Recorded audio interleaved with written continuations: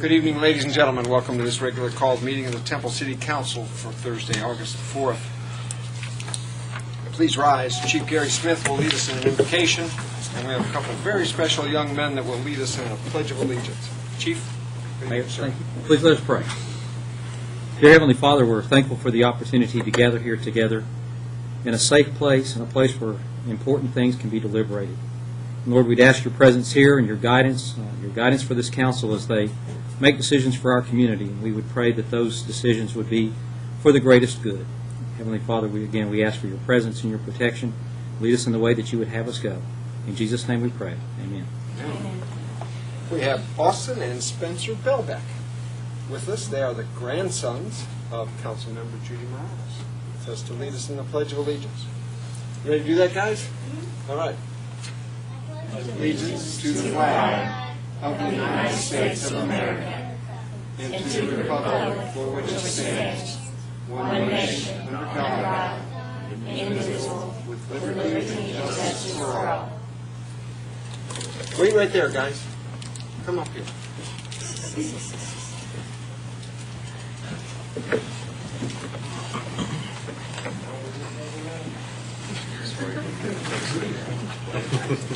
I don't know that one. Honor the Texas flag. Pledge allegiance to the Texas.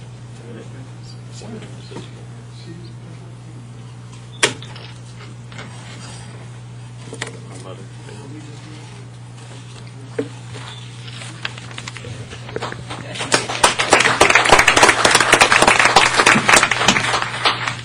Start them young.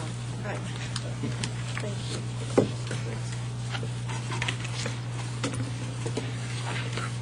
Next item on the agenda is an opportunity for public comment. Citizens who desire to address the council on any matter may sign up to do so prior to the meeting. We've had no one sign up this evening for public comment, so we'll move on. Item 3, budget item. Public hearing to receive a presentation by the city manager and conduct a public hearing on the proposed 2011-2012 operating budget. And the second item on this is to discuss the proposed tax rate and consider adopting a resolution scheduling the adoption of the proposed tax rate for September 1st of 2011. Mr. Blackburn. Thank you, Mayor and Council. We have come to the last, almost the last month, the last 30 days or so of your budget process, which I'll show you a slide in a second that started many, many months ago.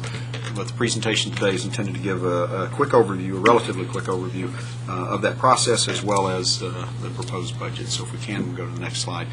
The calendar, the fence post, the fund overview, and the budget highlights are the items that I intend to cover. There's a portion of your budget calendar, actually. I think there were some internal dates in terms of things that we have to post and processes we have to go through. But that slide, the only thing I want to point out on that slide for you is we formally started this budget process in January of this year. It actually starts in November, really in the previous year, but the department head leadership retreat that was in January formally kicked that process off. And then next slide takes you all the way through July and the meetings and the processes that we went through, the deliberations to get to this point. Next slide. And then that takes you to, after we get past those first two slides, you'll see that we get to August, this work session today where the budget presentation and also your consideration of the proposed tax rate or setting the date for the proposed tax rate for September 1st. You have also a public hearing on August 12th, a special meeting, 4 p.m. in this council chambers, and then your second public hearing is scheduled for August 18th in conjunction with your regular meeting of the month, your second regular meeting of August. And then on September 1st, scheduled to adopt the budget and set a tax rate to support, a tax rate to support that budget. Fence post. Every year I come to you and usually in the February time frame and solicit your thoughts and your direction relative to the guidepost or the markers, what I call fence posts, for the development of your budget. This year, the fence posts that were presented and that I have been working under since early part of this year have been these 4: maintaining your fiscal soundness, maintaining core services, focusing on our people, and aligning our strategic, financial, and tactical plans. All of those fence posts have governed the process throughout the year.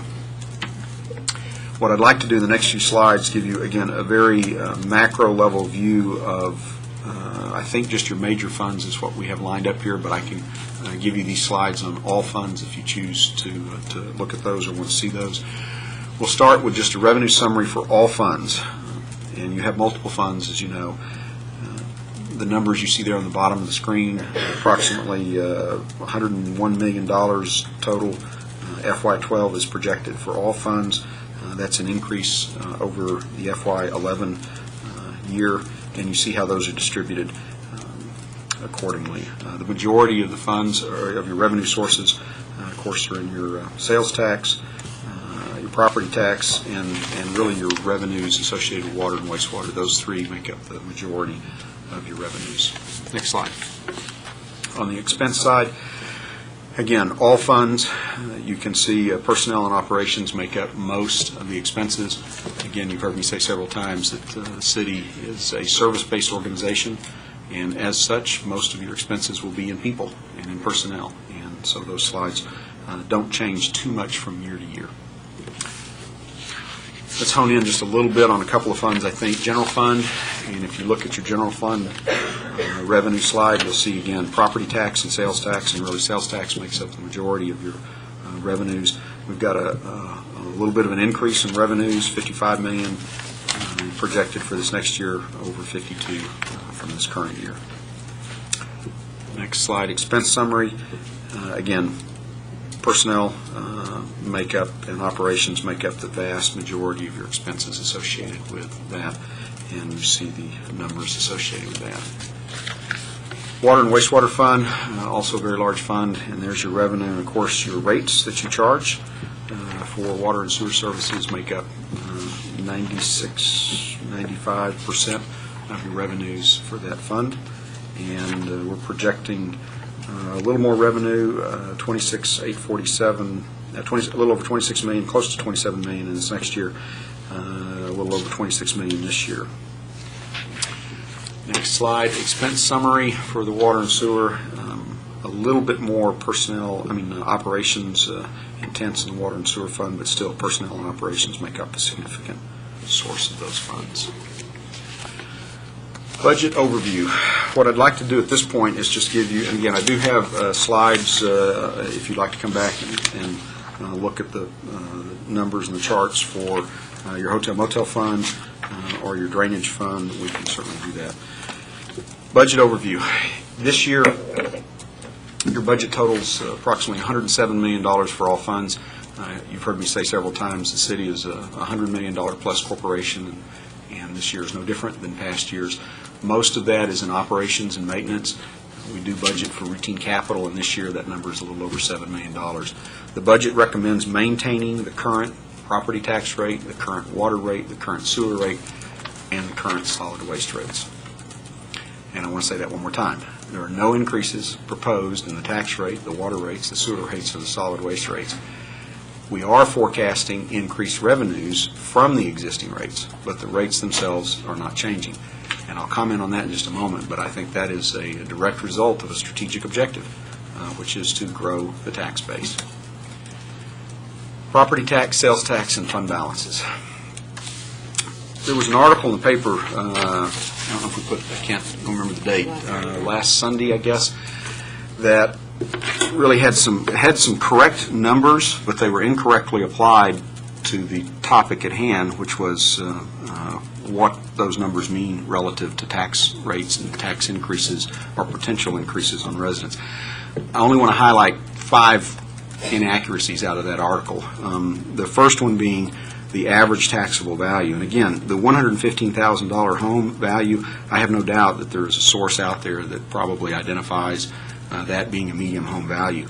But for average taxable value in connection with effective tax rate calculations, that is an inaccurate number and one that we do not use, nor did the appraisal district, nor do the legislative notices that we publish use. The average taxable value is $95,535. The second thing, and as a result of that, that's a baseline number, so when that number is incorrect for effective tax rate calculation purposes, the numbers that follow will also be incorrect. So that the article indicated that there would be a payment of about $653, I'm not sure I can read it from here, $653 paid in property taxes if we maintain the same property tax rate. That number should be $542.54, and it also indicated that's an increase of $20 on average. That's incorrect. It is an increase of $5.36 from last year, or about 44 cents a month. The next set of numbers that I wanted to highlight that were also inaccurate were the proposed budget was the appraised value was $3.34 billion. The proposed budget was estimated at $3,339,664. I'm still looking at the numbers, 110, which was the estimated assessed values used in the development of our FY12 budget. And then finally, thanks, the other number that I wanted to highlight is that the article indicated that we added $116 million to the rolls, up $3.45 billion. Well, the certified roll was at $3.311 billion, and the article compared the certified assessed values that includes amounts related to the reinvestment zone to the estimated value that does not include the amounts related to the reinvestment zone, number one.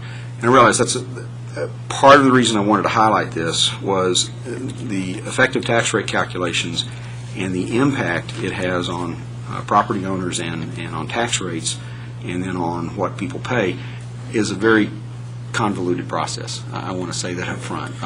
And that is due in no small part to the legislation that's in place about how that has to be calculated, the numbers that have to be used, and the formulas that have to be derived to get there. But the numbers that you see on the right side of that screen are the correct numbers. Next slide. Property tax rate. Again, I just want to highlight on this one the current tax rate in this year and then the proposed tax rate for next year, and I think this is where I was going to hand off to Tracy and let her do the next few slides. Just one note on that slide. As David pointed out several times, the tax rate proposed for 2012 is the same. There is a small shift. There's two components within the tax rate, one for general M&O and one for debt service. You note the shift, but the total rate is the same. Next slide, please. Again, some information that David just went over on the average home values. The truth in taxation rules, laws do set out how you calculate the average taxable value.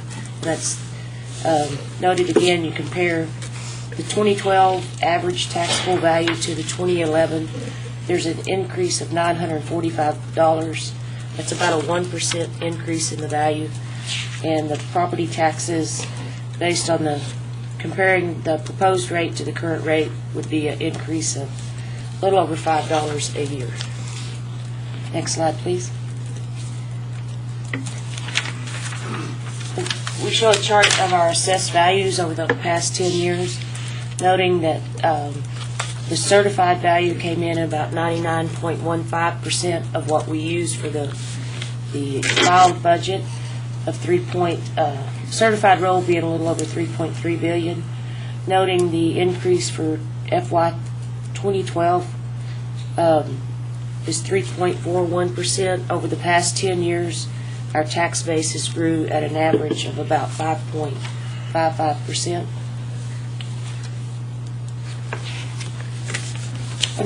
This chart shows the adopted rate over the past 10 years to the effective tax rate. And again, simplified definition of the effective tax rate is the same rate that you would take to generate the same amount of revenue if you tax the same properties in both years. You'll note historically the adopted rate has been slightly under 3% over the adopted rate. Last year our adopted rate was below the effective rate, and this year it's at 1.94% above the effective rate. And one comment before we leave that slide. I'd also like to point out, if you look at the tax rate 10 years ago and look at your tax rate today, your tax rate today is lower than it was 10 years ago. And again, I would highlight for you one of the objectives, one of the strategies that Council has been employing over the past several years is to grow the tax base. And I think that chart and the tax rate being lower today than it was 10 years ago is evidence of that strategy. and the results of that.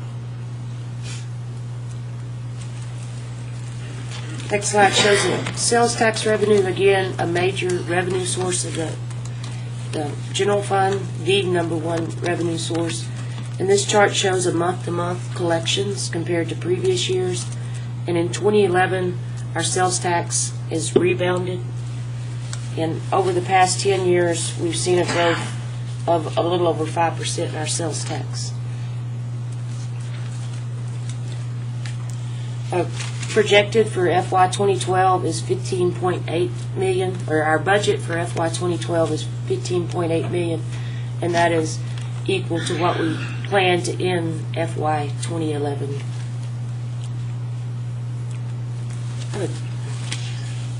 Fund balance, one of our fence posts is to maintain fiscal soundness.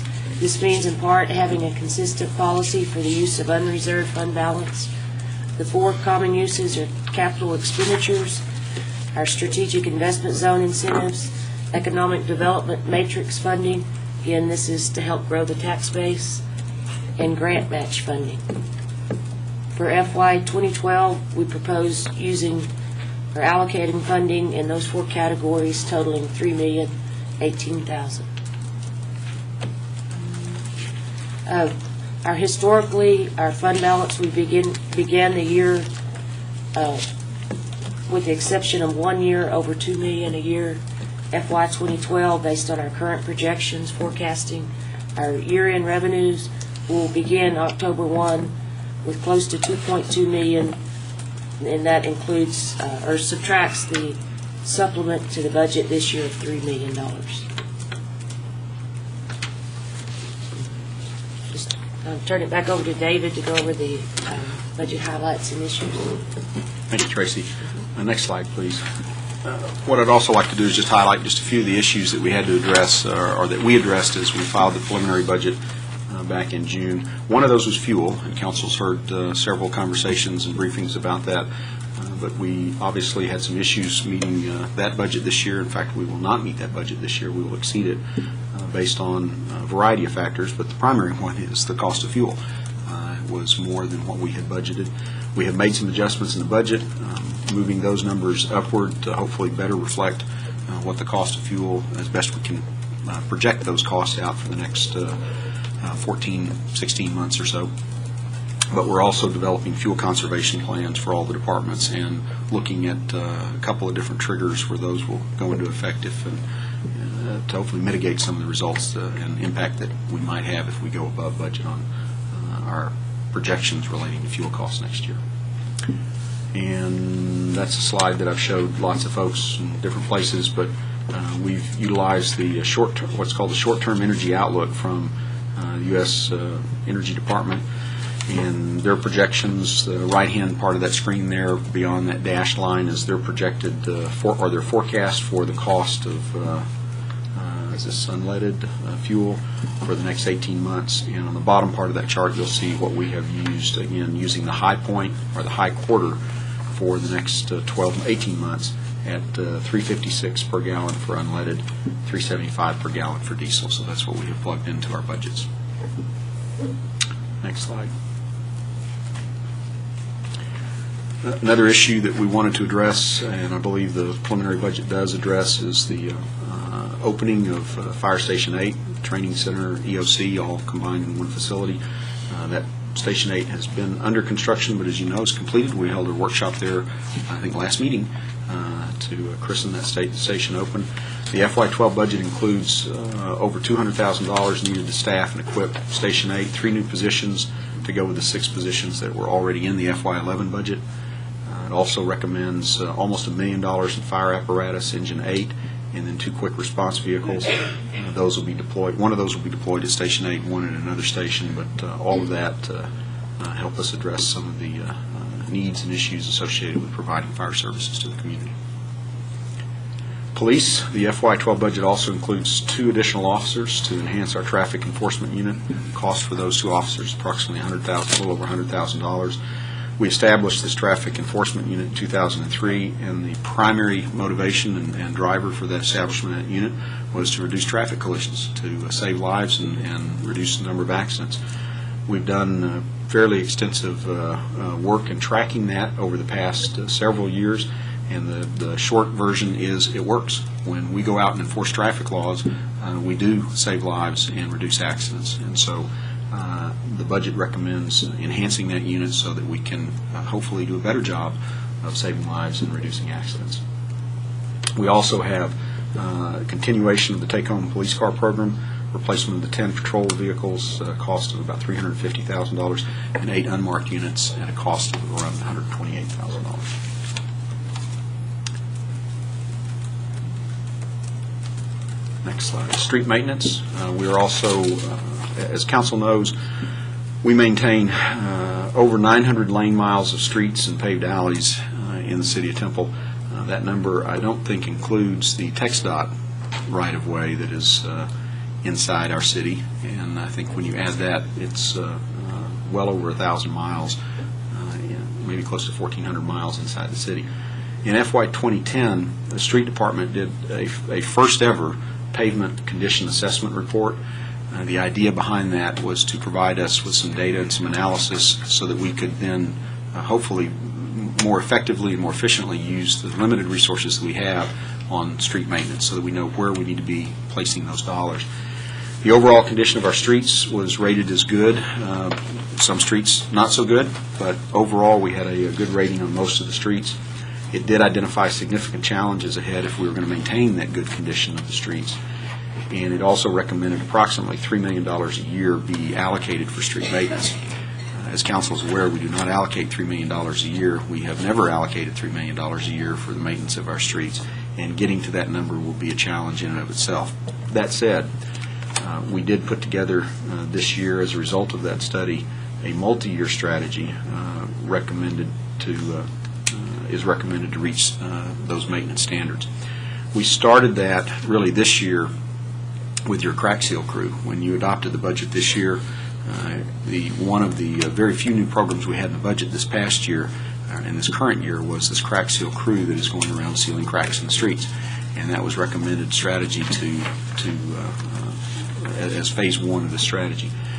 The FY12 budget includes an enhanced seal coat program. It's the second phase of, again, a multi-year strategy. I'm recommending $1 million in additional funds from our unreserved fund balance for capital for this purpose. That will get us approximately 60 additional lane miles of seal coating. That's certainly welcome and certainly beneficial and moves us further along on our street maintenance goals and objectives. But remember how many street lane miles we have. The slide before, over 900 miles to go. So we have a lot of challenges in front of us with regard to street maintenance, but this certainly is a good start for us. Next slide. Economic development, one of our strategic focus areas, I've already mentioned it a couple of times tonight, has been to expand the tax base, and I think you've seen some evidence of that in your numbers, your assessed values, and some of the results that you've seen over the past couple of years. Economic development, as I've said in I think just about every transmittal letter of the budget, is critical to maintaining the quality of life, the quality of services and programs that we have in the community, and the delivery of those services. If we do not expand that tax base and if we do not invest in economic development, then we're not going to be able to continue to do what we have been doing. The FY12 budget proposes to continue funding economic development and includes almost $400,000 as a placeholder investment to maintain the matrix funding level, and be happy to talk about, again, that agreement and the arrangements that we have, contractual agreements with TEDC, but this maintains that commitment and continues it. CDBG, the city receives block grant monies based on a population-based formula. Our FY11 allocation was about $559,000. FY12 allocation is less than that. There are several reasons for that, constraining resources at the federal level and expanding entitlement communities across the country, and both those combined means that there are fewer federal dollars that are going around. CDBG funds are restricted funds, which means we have federal strings attached to those.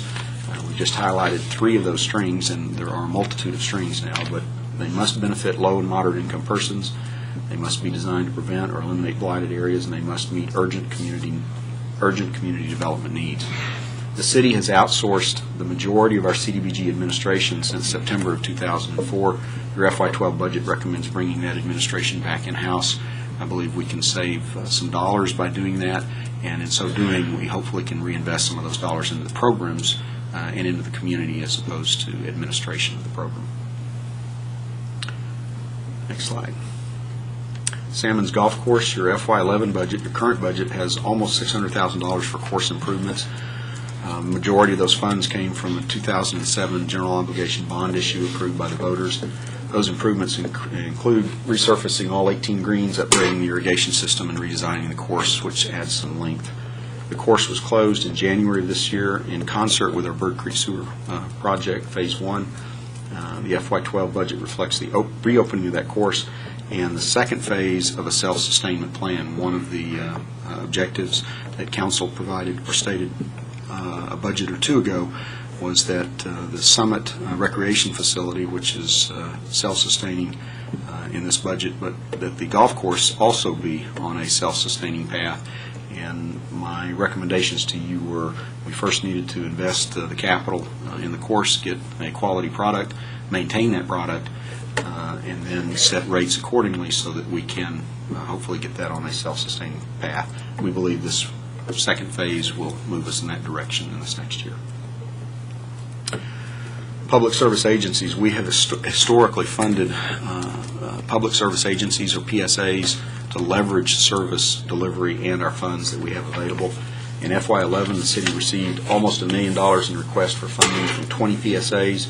The city funded 13 of those at about $586,000. In FY12, the request for funding dropped somewhat to $762,000, but we had more PSAs requesting. We had 16 requesting as opposed to 13 in the, funded request. We had 20 in 2011, 16 in PSAs, so both of those dropped in this FY12 year. The budget recommends funding 13 of those PSAs at a level just slightly more than we funded last year or in this current budget. And the next slide, I think, shows you the list of those. I won't read all of those or go on through those.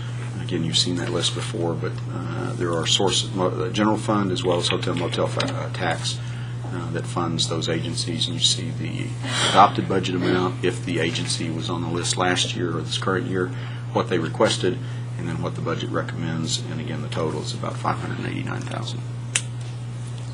Next slide. Your Strategic Investment Zone Grant and Incentive Program in 2008, you established this program to encourage redevelopment and rehabilitation of properties located in designated strategic corridors around the city. There are 3 CIS corridors that are currently eligible for grants and incentives: South 1st Street and downtown, a portion of downtown, Avenue G and H, 1st to 25th Street, and North 3rd Street. Historically, that's been funded at a level of $85,000. We've awarded 18 grants to date. 9 of them are still in progress.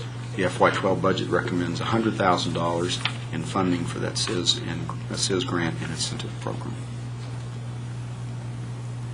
Next slide, please. Just to highlight a few additional new programs and costs associated with those programs that are also included in your FY12 preliminary budget. TxDOT right-of-way mowing. Council may recall earlier in the year we had some discussions in this current fiscal year about TxDOT's inability due to budget constraints at the state level to maintain TxDOT or state right-of-ways.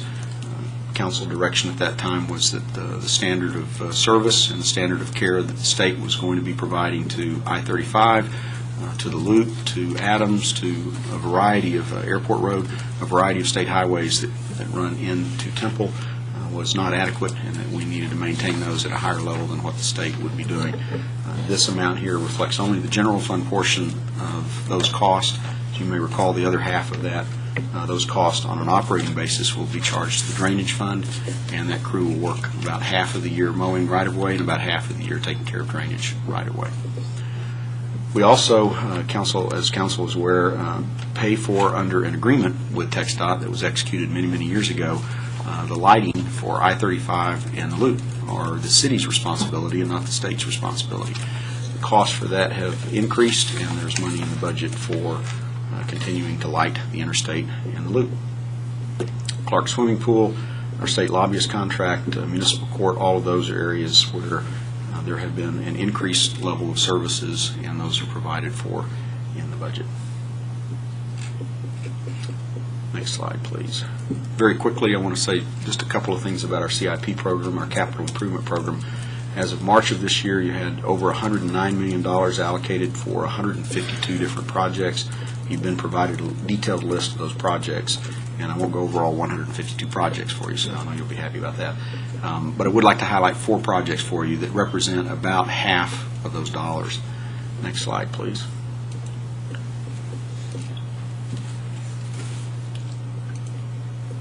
And there they are.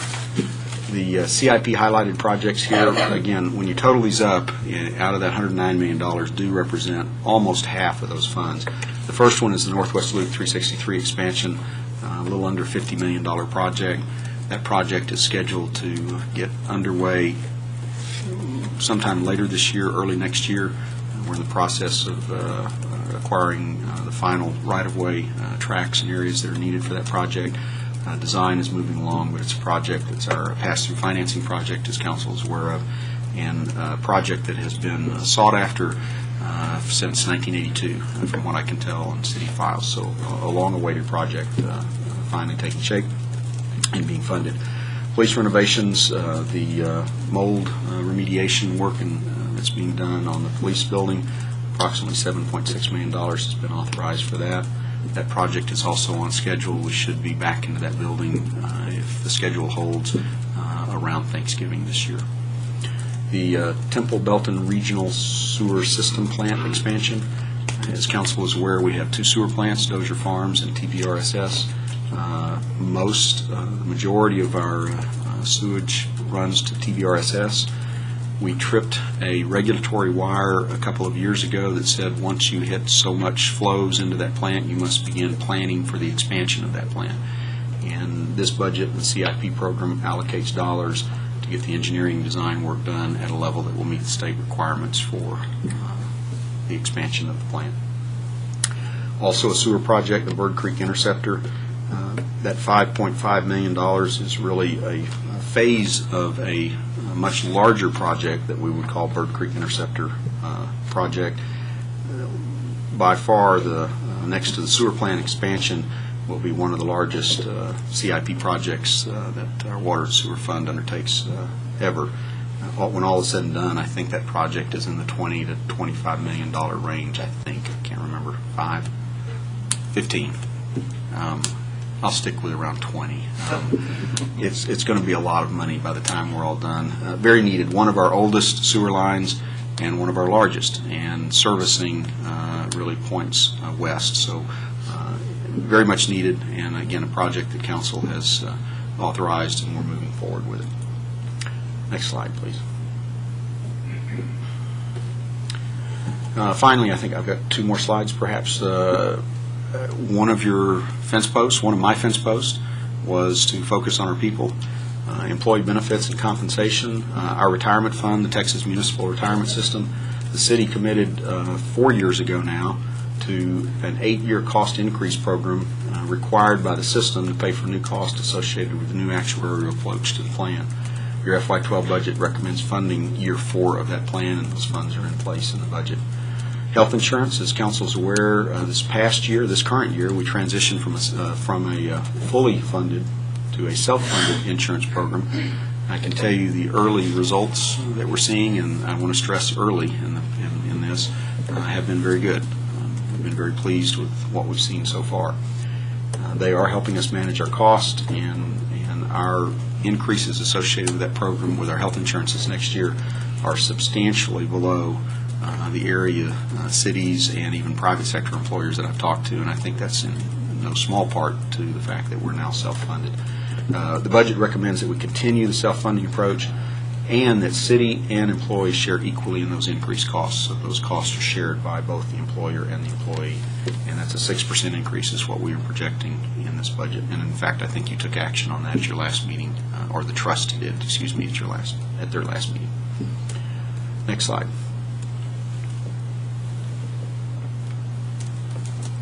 We're working the PowerPoint too hard today. Compensation, as council is aware, there have been no pay increases budgeted for the past 2 fiscal years for general government employees. We have budgeted step increases, which are basically tenure-based increases for civil service, police and fire employees, for those that were eligible for those. Not all police and fire employees receive those step increases each year. Again, those that are eligible have received those. The FY12 budget recommends a one-time lump sum payment equal to 3% of the salary for all regular employees, and that is also recommended and funded in your budget. And I think that's my last slide. And I'll be happy to stop there and answer any questions. Thank you, David. Tracy as well, thank you very much. Thanks to all of your staffs for all the great work that's been done. Again, like you said, since basically shortly after we adopted the budget last year. And once again, we'll do that again this year. We'll do a little 30 to 45-day respite, and then into the 2013 budget we will go. So, council, any questions that you have for David or Tracy relative to the FY 11-12 budget?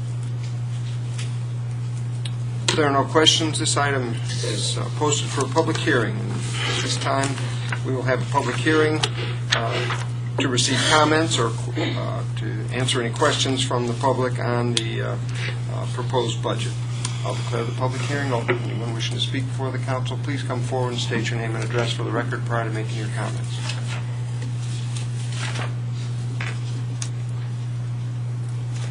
Seeing no one wishing to speak, I'll declare the public hearing closed. And then, council, we have 2 items of action that we need to take relative to this item. So, your pleasure, entertain 2 separate motions. I make a motion to adopt a resolution setting the proposed tax rate of .5679 per $100 in value and scheduling the adoption of the proposed tax rate for the September 1st, 2011 regular city council meeting. Thank you, Councilmember Dunn. We have a motion. Is there a second? Second. We have a second from Councilmember Morales. Is there further discussion on this item? If not, Madam Secretary. Councilmember Cloud? Aye. Councilmember Dunn? Aye. Councilmember Morales? Aye. Mayor Jones? Aye. And do we have a motion relative to the setting of the public hearings on the proposed tax rate? I make a motion to adopt a resolution setting the public hearings on the proposed tax rate of .5679 per $100 in value for 4 p.m. August 12, 2011 special city council meeting and 5 p.m. August 18, 2011 regular city council meeting. Thank you, Councilmember Dunn. We have a motion. Is there a second? A second. We have a second from Councilmember Cloud. If there's no further discussion, Madam Secretary. Councilmember Cloud? Aye. Councilmember Dunn? Aye. Councilmember Morales? Aye. Mayor Jones? Aye. Next item on the agenda is the consent agenda. All the items listed under this section of the consent agenda are considered to be routine by the City Council and may be enacted by one motion. If discussion is desired by the council, an item may be removed from the consent agenda at the request of any council member, and it will be considered separately. I think we have a request to remove item 4G from the consent agenda for voting purposes. Any other items, council, that you wish to be removed from the consent agenda? And if not, I'll entertain a motion for, on the consent agenda, item 4A through H, with the exception of 4G. So moved. In a second. And that's a motion for That's a approval? Yes. Okay, motion for approval of the consent agenda and a second from Councilmember Cloud for all items 4A through H, with the exception of 4G. If there's no further discussion, Madam Secretary. Councilmember Cloud? Aye. Councilmember Dunn? Aye. Councilmember Morales? Aye. Mayor Jones? Aye. Item 4G is to consider adopting a resolution authorizing grant matching funds to the Hill Country Transit District, the HOP, for new Freedom Bus shelters in the amount of $27,740. I don't think this requires presentation. This is pulled for voting purposes. So I'll entertain a motion for item 4G. Motion to approve. Second. Motion and a second for approval of item 4G. There's no further discussion. Madam Secretary. Councilmember Cloud? Abstain. Councilmember Dunn? Aye. Councilmember Morales? Aye. Mayor Jones? Aye.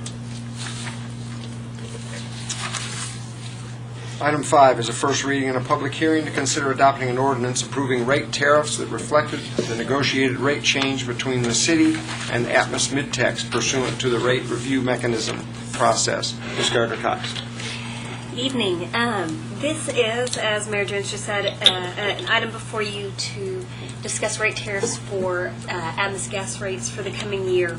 About 4 years ago, the city entered into a steering committee in which it allows us and 143 other cities to have the benefit of using one firm to negotiate any Atmos rate increases that Atmos wishes to propose. Before then, each individual rate case would be going to the Railroad Commission. So this is a substantial cost savings and time savings, and it also allows for each city to have a seat at the table, per se, in these negotiations. Atmos came forward in this is the fourth rate review mechanism since 2007. They came forward asking for a rate increase of approximately $15.7 million, and it has been negotiated, and there has been support to find an increase in actual revenues for $6.6 million. And that is what the steering committee is proposing. What that means for individual customers is that an average residential customer will have an increase of about 31 cents per month on their gas bill, and the average commercial customer will have an increase of about 88 cents per month.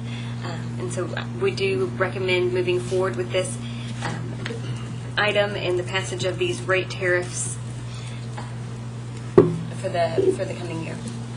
I'll be happy to answer any questions. Thank you very much, ma'am. Council, any questions on the rate change proposal? If not, this item requires a public hearing. I'll declare the public hearing open at this time. Anyone wishing to speak before the council on this item, please come forward and state your name and address for the record prior to making your comments.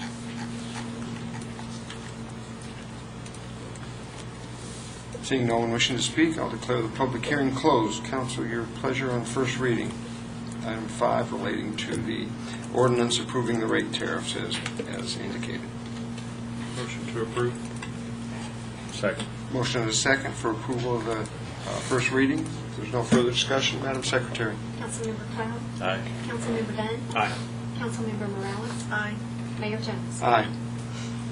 Item 6 is a first reading and a public hearing. Consider adopting an ordinance abandoning 245.70 feet of West Irwin Avenue with an 80-foot right-of-way between North 33rd Street and North 31st Street, located between the north portions of Lots 1 and 2, Block 1, and the south portions of Lot 1 and 2, Block 3 of Keaton Addition, and reserving a public drainage and utility easement in the entire abandoned right-of-way. Mr. Mabry.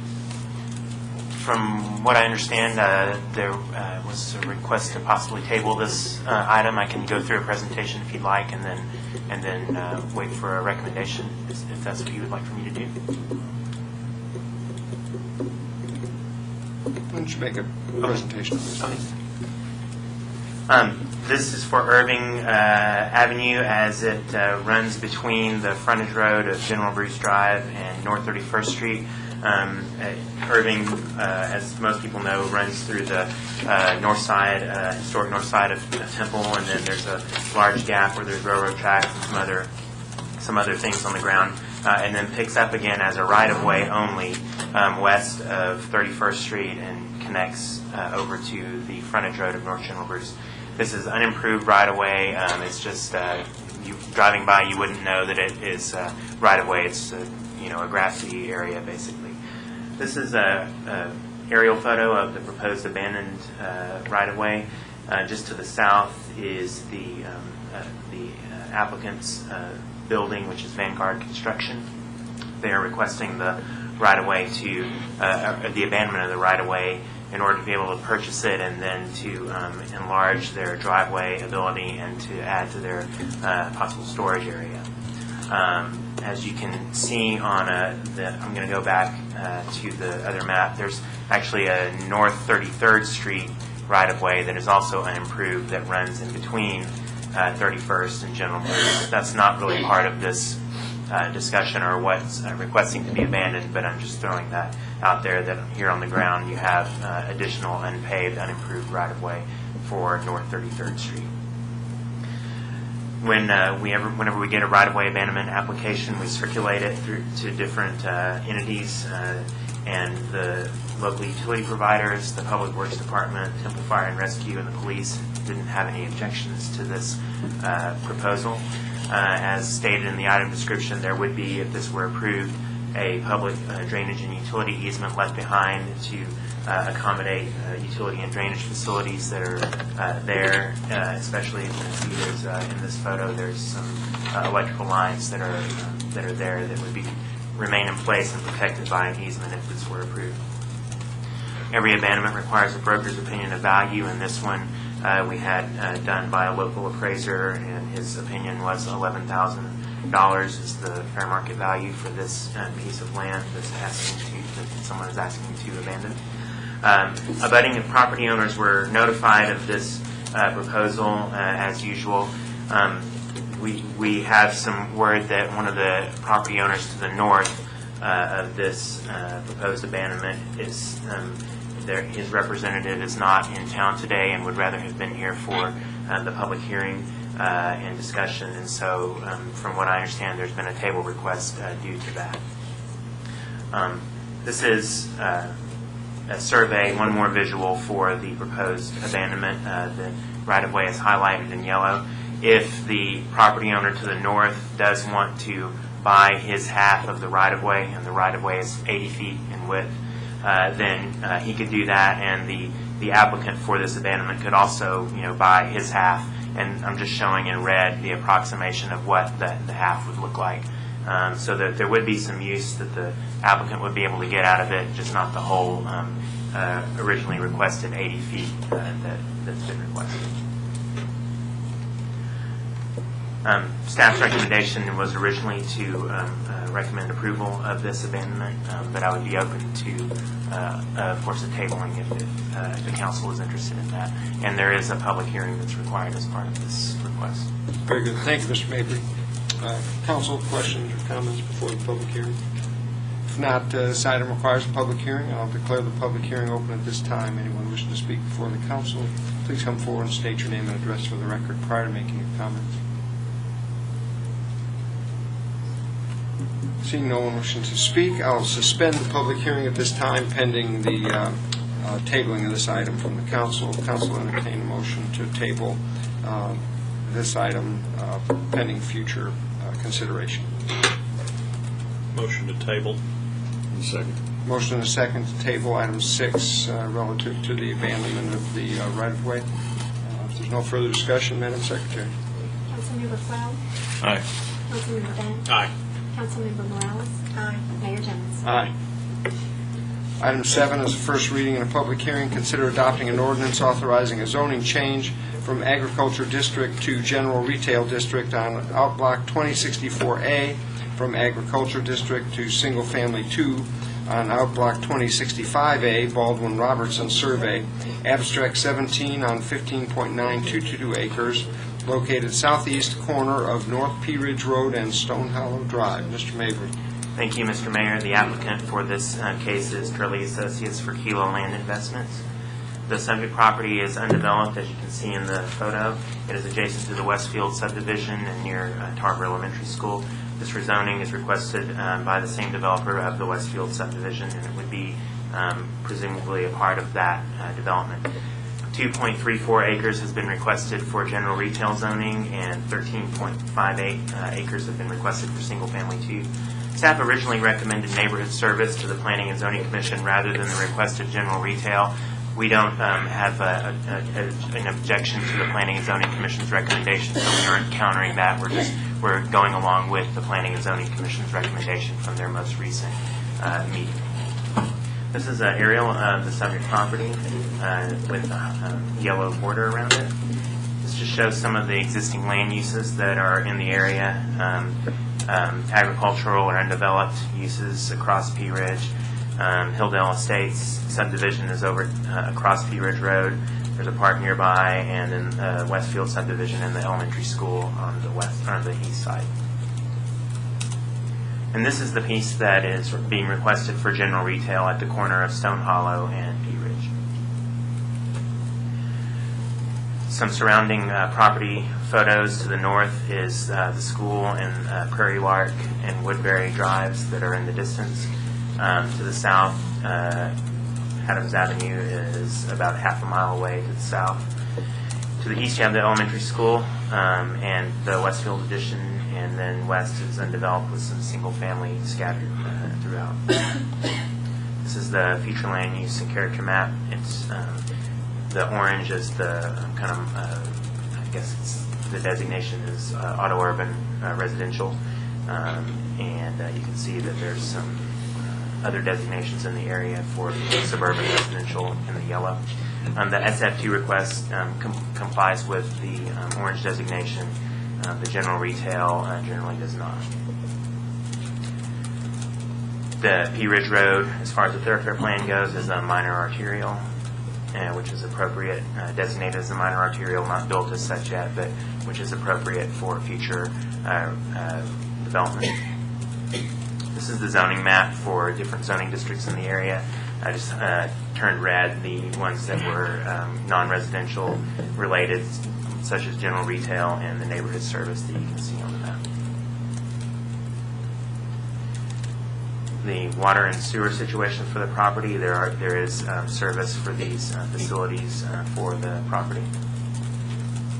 This is just a list of some sample permitted uses in general retail. I won't go through all of them, but auto rental and leasing, car wash, furniture or appliance store, restaurant, various general retail uses. The size of the property being approximately 2 acres would limit it to probably something that's fairly low intensity and scale, and so that played into our not having a problem with the Planning and Zoning Commission's recommendation. There were 37 notices mailed within 200-foot radius of the subject property. 2 of those notices were in favor and 3 were against the proposal. On July 5th, the Planning and Zoning Commission voted unanimously to approve the requested rezoning from agricultural to single-family 2 and general retail. Staff also recommends approval of the request for the reasons shown on the screen. And I'd be happy to answer any questions that the council might have on this case. Thank you, Mr. Mabry. Council, questions, comments on that? There being none, this item requires a public hearing. I'll declare the public hearing open at this time. Anyone wishes to speak before the council on this item, please come forward and state your name and address for the record prior to making your comments.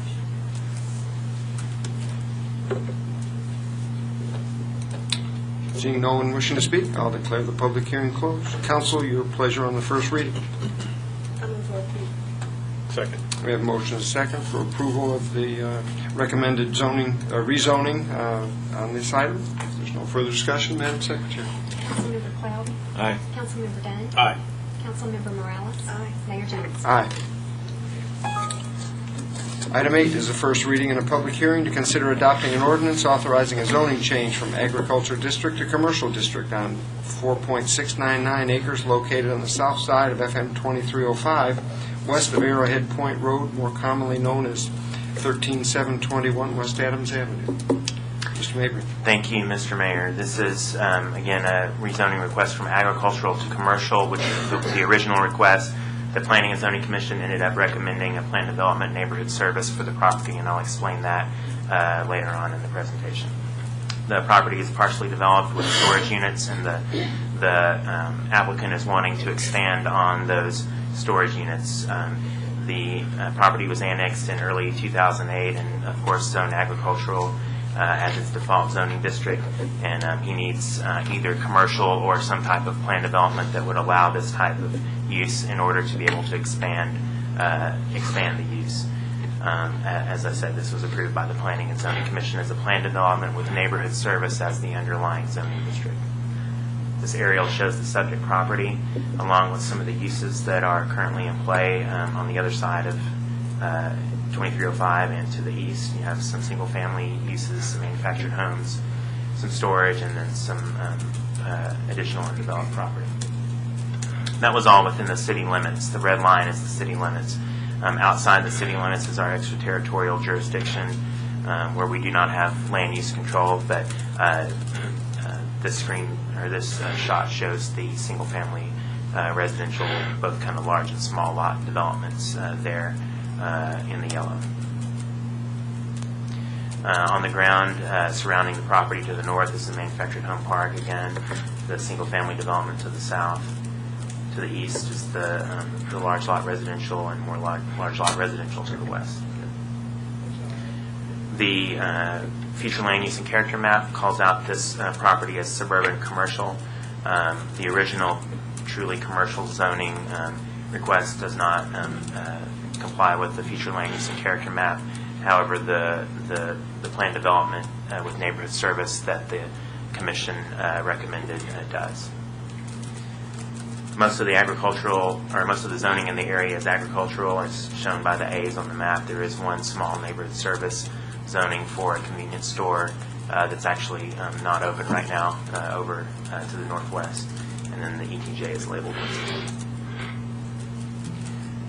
Adams Avenue is a major arterial, which is appropriate for this use and this request.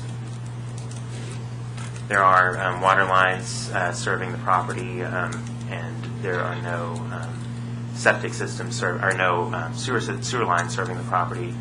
The property is large enough for septic systems if it were needed.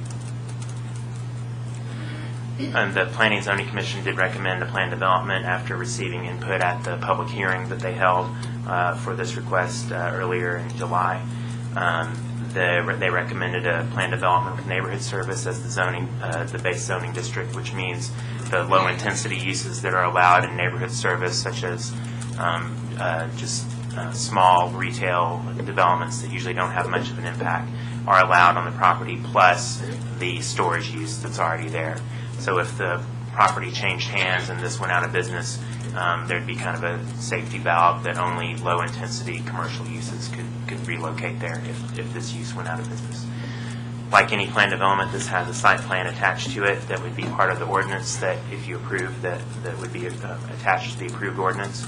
It shows, and I'll show a visual in a moment, that it has a 45-foot buffer or setback at the rear between the back of the farthest back storage unit and that in the rear property line, which has residences abutting it. And there's also a 5-foot wide landscape strip proposed along 2305 with some dwarf Japanese barberry and crepe myrtles planted in the strip. And then, of course, a planned development. Might as well show the screen now, or the drawing now. If any additional units were needing to be added in the future, which the site is pretty much maxed out as far as driveways and things like that, if what is proposed to be built gets built. But if any additional units were somehow worked in, it would need another approval by you, since it would be a planned development. I'm showing the new units in the back that are proposed. The 45-foot separation that I talked about between the back of the farthest back storage unit and the rear property line. Again, back in this area where I'm highlighting with the arrow is where some residences are, and you had some issues at the Planning and Zoning Commission hearing. The front of the property along 2305, which is here, again, the plan development drawing proposes a landscape strip with shrubs and crepe myrtles. At the hearing, the residences to the rear appeared pleased with this proposal, and the applicant did as well. There were 9 notices mailed out within 200 feet of the property. 2 owners sent in approval and 2 sent in disapproval comments. On July 5th, the Planning and Zoning Commission voted unanimously for rezoning from agricultural to PD neighborhood service based on the PD site plan and with storage uses permitted on the property, along with any use that's allowed in the neighborhood service district. And staff does support this recommendation from the Planning and Zoning Commission. And at this point, I could answer any questions that the commission that the council might have on this case. Thank you, Ms. Mabry. The PD basically allow for the warehouse storage within the neighborhood service, and that would not normally be allowed. Otherwise, anything in neighborhood service would be allowed. Right. Normally, neighborhood service would not allow this kind of use. Okay, great. Very good. Any other questions, council, on this item? Being no questions, this item requires a public hearing. I'll declare the public hearing open at this time. Anyone wishing to speak before the council, please come forward and state your name and address for the record prior to making your comments. Seeing no one wishing to speak, I'll declare the public hearing closed. Council, your pleasure on the ordinance, first reading of the ordinance requesting a zoning change. Motion to approve. Second. We have a motion and a second for the item to rezone from agriculture to PD neighborhood service on the 4.699 acres as indicated and requested in the presentation. Is there any further discussion? There being none, Madam Secretary. Councilmember Cloud? Aye. Councilmember Dunn? Aye. Councilmember Morales? Aye. Mayor Jones? Aye. Item 9. There's two different items here, and we will take these separately, both for presentation as well as action. Council, these are considering changes to city council appointed positions. The first one, appointing the city secretary for the city of Temple and setting the compensation for the position effective October 1st of 2011. We received a letter from current city secretary Claudette Ensminger announcing her retirement effective October the 1st.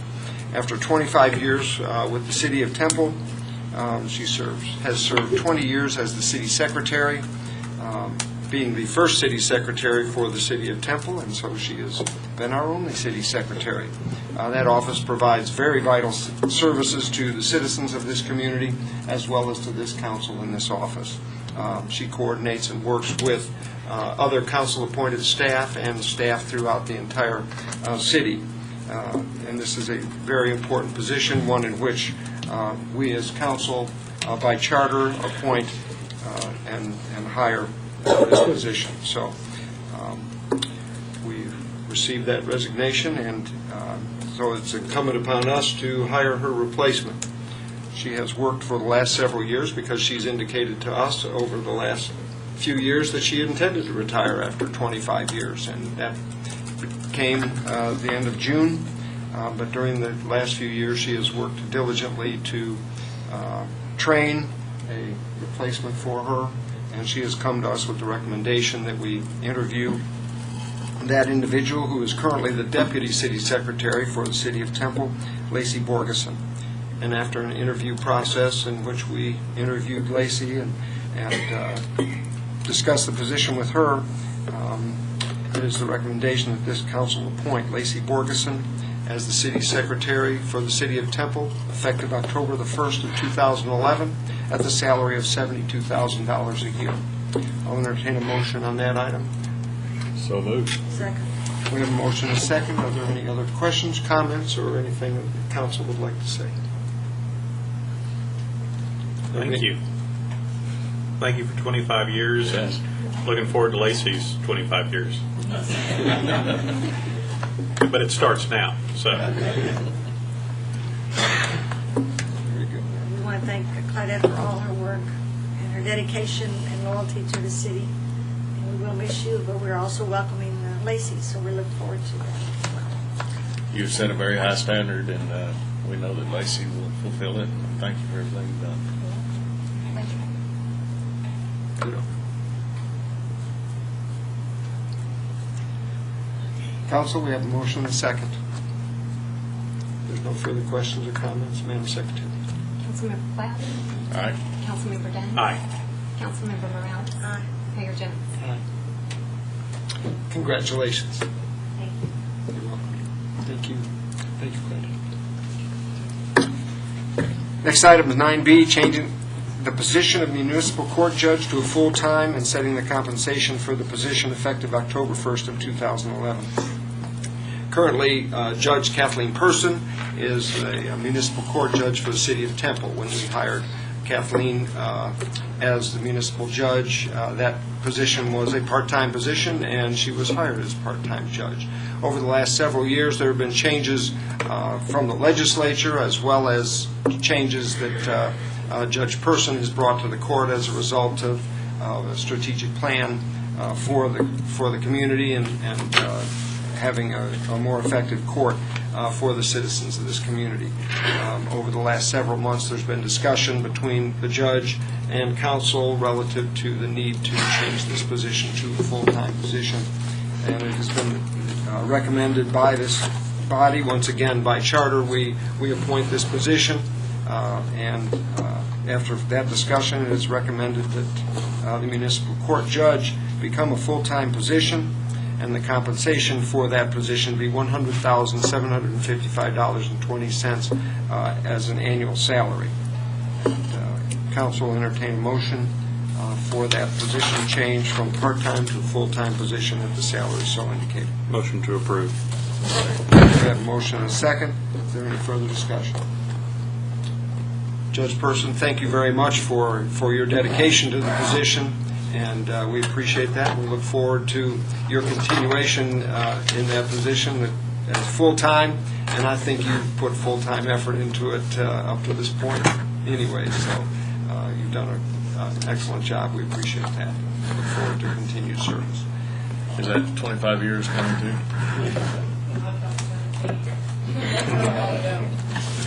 And by the way, Judge Person started with City of Temple as in the city attorney's office and was our prosecutor and assistant city attorney for the City of Temple, and we hired her from that position into the court 3-4 years ago. 4 years ago now? Okay. Great. So, we have a motion and a second. Further discussion or comment? There being none, Madam Secretary. Councilmember Cloud? Aye. Councilmember Dunn? Aye. Councilmember Morales? Aye. Mayor Jones? Aye. Ladies and gentlemen, that concludes this evening's meeting of the Temple City Council. Thank you for your attendance and your participation. We are adjourned.